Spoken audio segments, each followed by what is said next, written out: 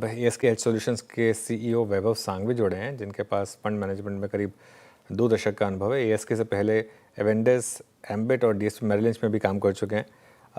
वैभव जी, good morning. सबसे पहले बात करते हैं आज के सबसे बड़े ट्रिगर की। आज जिस तरीके से एचडीएफसी बैंक और आईसीआईसीआई बैंक में शानदार मोमेंटम आया, क्या ये मार्केट के लिए अब एक ट्रिगर का काम कर सकते हैं और क्या बैंक्स लीड कर सकते हैं मार्केट की रिकवरी को?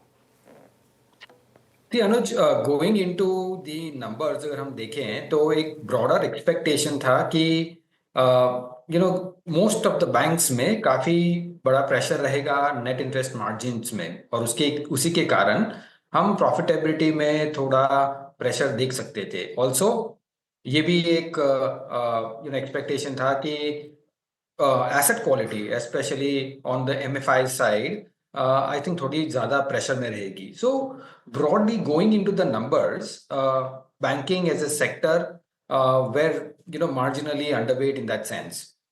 Now that कि हमने banking के results देखे हुए हैं, I'm not going to kind of particularly speak on an individual name, but broader basis perspective हमें जितना दिख रहा है उसमें इतना pressure नहीं दिख रहा है from net interest margins perspective. They have been able to navigate it much better.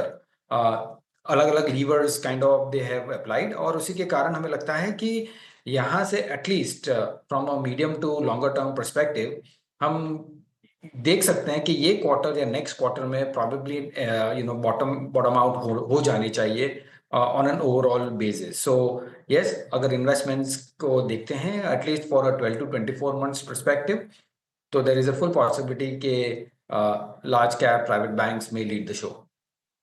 Overall market पर क्या व्यू बन रहा है अब आपका, वैभव जी? मार्केट में एक रैली आई, लेकिन पिछले 3 हफ्ते से काफ़ी कंसोलिडेशन रहा, डिक्लाइन भी आई। अर्निंग सीजन ओवरऑल शायद मार्केट को उतना पसंद नहीं आया, खासतौर से जो पहले कुछ नंबर्स थे। अभी ओवरऑल मार्केट पर क्या व्यू है आपका?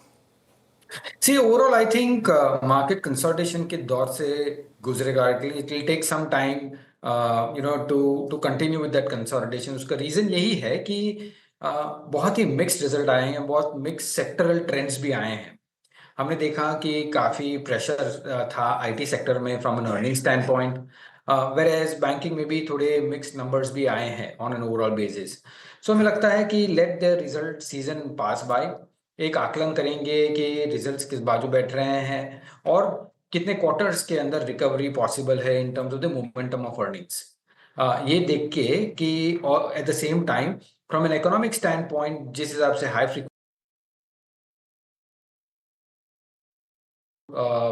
improve a bit.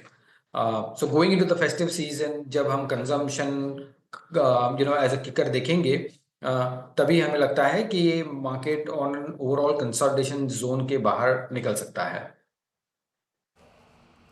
Okay Vaibhav ji, good morning. Virendra बोल रहा हूँ। एक होता है स्क्रीन पे जो प्राइस एक्शन बहुत स्ट्रांग है, जिसको हमें रिस्पेक्ट करनी चाहिए, चाहे वो आप ट्रेडर हो चाहे इन्वेस्टर हो। सीमेंट में वाकई स्ट्रॉन्ग मूव विजिबल हैं और ये पूरे साल अब तक 6 महीने में बीते 6 महीने में परसिस्ट कर रही है। अल्ट्राटेक सीमेंट इसको लीड कर रहा है। हालांकि आप स्टॉक स्पेसिफिक टिप्पणी नहीं करेंगे, बट ये स्ट्रेंथ आपको कैसी लग रही है? सस्टेनेबल? और बतौर इन्वेस्टर क्या इसे अप्रोच करना चाहिए, इसे चेस करना चाहिए इस वक्त? श्योर वीरेंद्र, आई थिंक अगर हम सीमेंट सेक्टर की बात करें तो there are few positive for sure कि जिस हिसाब से बढ़ोतरी हुई है सीमेंट प्राइसेस में, वो स्टेबलाइज्ड है on the higher level. Of course monsoon जब आते हैं तो there is a marginal downtick, ये हम सीजनल ट्रेंड भी होता है।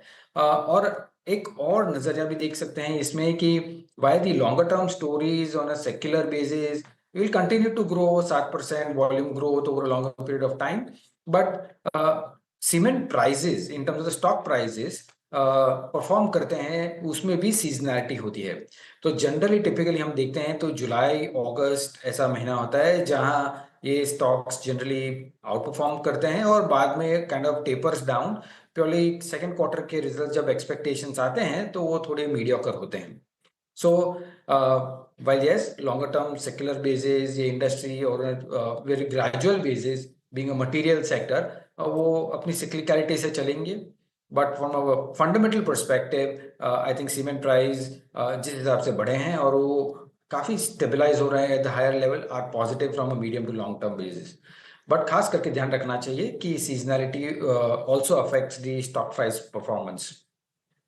नो डाउट अबाउट दैट, वो फैक्टर परसिस्ट करता है। ये मीनवाइल निफ्टी बैंक 56,742 पे मैंने नोट करके रखा था, मैंने सोचा अलर्ट कर देता हूँ, इज अ डे हाई और हिट कर रहा है अपने 20 डे मार्क को, जिसने शुक्रवार को क्लोज किया था, मतलब वायलेट किया था।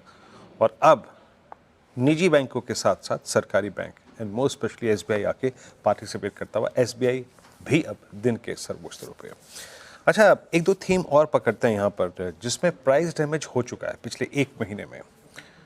मई में उस ऑपरेशन सिंदूर के बाद जो डिफेंस में मूव आया था वैभव जी, उसके बाद एक ताबड़तोड़ तेजी थी, बट अब प्राइस सेटल हुए, थोड़ी सी कूलिंग ऑफ हुई है।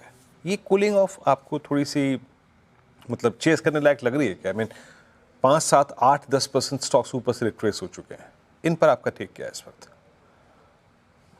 आई थिंक ब्रॉडर टर्म और इनफैक्ट लॉन्गर टर्म अपॉर्चुनिटी देखते हैं तो काफी बढ़िया अपॉर्चुनिटी है defence as a sector. Of course operation Sindoor के बाद जिस हिसाब से हमने रैली देखी तो वैल्यूएशंस थोड़े रिच हुए हैं, और प्रॉबेबली क्वार्टरली नंबर्स की भी राह देख रहे हैं, जहां मार्जिन को फोकस करेंगे, एग्जीक्यूशन को फोकस करेंगे, और इंक्रीमेंटल ऑर्डर्स कैसे बिहेव करते हैं उसको भी फोकस करेंगे। While the longer term as I mention कि थीम बहुत ही बढ़िया है, ध्यान रखना चाहिए कि कौन से वैल्यूएशंस पे हमें मिल रहे हैं। Of course at any decline I think ये सेगमेंट में अट्रैक्टिव अपॉर्चुनिटी बन सकती है। हमारा व्यू नेगेटिव नहीं है, we will only just wait for better price to enter the whole segment. Okay, चलिए ये इस समय डिफेंस पर बात था। आपको अब तक आईटी के नंबर्स कैसे लगे वैभव जी, और आईटी में इस समय आप ओवरवेट हैं या underweight? I think IT currently हम न्यूट्रल है। वी वेर एक्सपेक्टिंग के क्वार्टरली रिजल्ट्स या क्वार्टरली कमेंट्रीज के बाद हम एक कंस्ट्रक्टिव व्यू बनाएं इसमें, लेकिन जिस हिसाब से कमेंट्री आई है, जिस हिसाब से डिस्क्रेशनरी स्पेंड का दौर रहा है, और जिस हिसाब से मार्जिन प्रेशर्स भी रहे हैं, आई थिंक हमें लगता है कि यहाँ हम और थोड़ी टाइम वेट करेंगे before taking a constructive view. The reason is के हम आर्टिफिशियल इंटेलिजेंस का जो जनरेटिव एआई एलएलएम के कैपेबिलिटी जो है, वो जिस हिसाब से इंडस्ट्री का ट्रेंड बदल रहे हैं, both from a cost perspective और from a potential ordering perspective as well, हमें लगता है ये मार्जिन प्रेशर कंटिन्यूड रहेंगे। बिकॉज ओवरऑल जो भी कंपनीज स्पेंड कर रही हैं, वो if they are spending say $100 for a value of $100 to be received in IT services, at this point in time because of the AI, हमें लगता है कि वो $100 पे करके और $200 या $300 का सर्विसेज भी पॉसिबिलिटी है लिए, प्योरली बिकॉज कि 35 to 40% of the coding now globally is now starting to get done with artificial intelligence. So हमें लगता है कि ये रेवेन्यू प्रेशर्स और मार्जिन प्रेशर्स क्लोजली वॉच करने चाहिए, इसलिए we are not getting very constructive at this point in time in spite of bad price performance from an IT sector. Okay, ये ईएमएस स्पेस में काफ़ी शानदार गेंस रहे, अब तो ज़्यादातर स्टॉक्स एफ&ओ का भी हिस्सा बन गए हैं। यहाँ पर आपका क्या व्यू है? पोर्टफोलियो में है क्या आपके ये stocks? See, I think EMS structurally, of course, valuations देखने बहुत ही जरूरी है, but from a overall business standpoint, structural opportunity on a whole EMS segment remains very, very robust. So, हर एक डिक्लाइन पे आई थिंक ये पूरे सेगमेंट में अपॉर्चुनिटी बनती दिख रही है। Now every individual stock has different segments, कोई एसी का एक्सपोजर होता है, किसका सर्किट्स का एक्सपोजर है। सो अलग अलग कैटेगरीज में सिक्लिकलिटी पॉसिबली आ सकती है शॉर्टर टर्म के लिए, बट वो सिक्लिकलिटी या शॉर्टर टर्म वीकनेस एक अपॉर्चुनिटी की तरह देख के आई थिंक अच्छे प्राइस पॉइंट पे एंटर करना मुनासिब हम समझते हैं। तो आई थिंक ये segment on an overall basis, longer term basis perspective हमें बहुत ही एक्साइटिंग लगता है। अच्छा वैभव जी, एक थीम जो अभी तक ठंडी पड़ी हुई है और मतलब कोई बहुत स्ट्रॉन्ग पुल बैक नहीं आया, स्टॉक स्पेसिफिक एक्शन भी बहुत स्ट्रॉन्ग नहीं है, वो है ऑटो स्पेस। अभी मतलब ऑटो में कर क्या रहे हैं आप?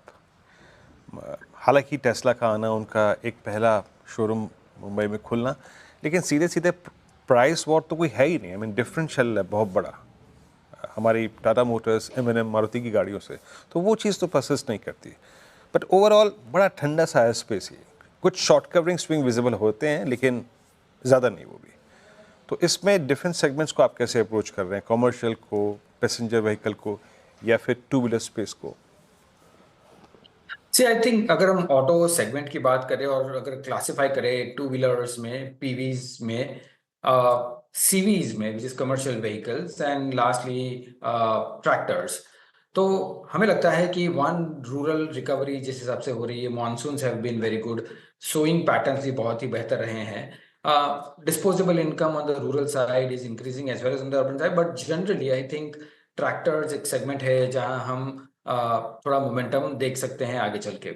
सेकेंडली हमें ये भी लगता है कि because of the support from central bank in terms of interest rates, because of tax rebates, consumption as a basket बेहतर करना चाहिए, और उसी में हम जब ऑटोज को रखते हैं तो डिस्क्रेशनरी स्पेंड गिनेंगे, और खास करके जो टू व्हीलर्स हैं, मास सेगमेंट की टू व्हीलर्स हैं, हमें लगता है कि वहाँ थोड़ी ट्रैक्शन आ जानी चाहिए।